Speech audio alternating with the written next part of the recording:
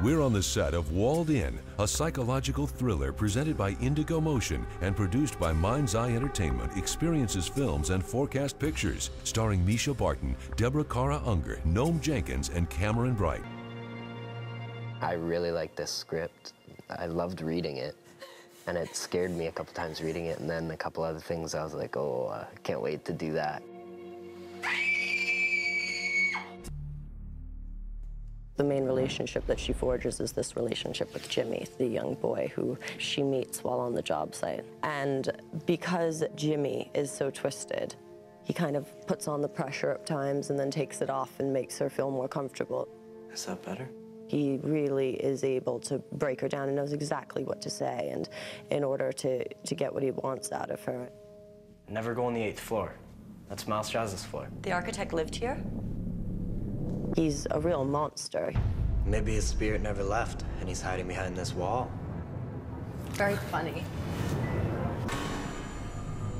Unger portrays a woman whose husband was one of the murder victims and has continued to live at the site while raising her son Jimmy, played by Cameron Bright. It's all right. Here's a woman that has remained at the murder site of her husband. I'm Mary Sutter. I take care of the building.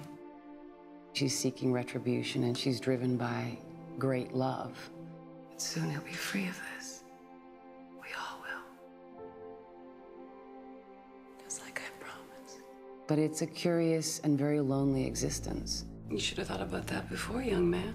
And my character obviously loves her son.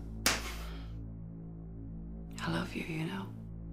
In a slightly uncomfortable way. She can never take care of you the way I do. They have probably one of the weirdest mother-son relationships. My mom is very obsessed with the death of his father, or her husband. She really pays more attention to the deceased father than me. We'll deal with this later. Go to your room. The sets are amazing, and they make this movie. The sets are really beautiful, and he works for Cámaras. The tomb is awesome, and the hallways, and the water tower, and all these different sets. They were by far the best I've ever seen. They're going to be just shining the light basically into a reflector to get the light bouncing back on them. So occasionally try to hit one of the glass pieces, you know? One of the great pleasures of this film has been working with such amazing actors who really understand the camera, understand light, and also understand how those things can affect their performance.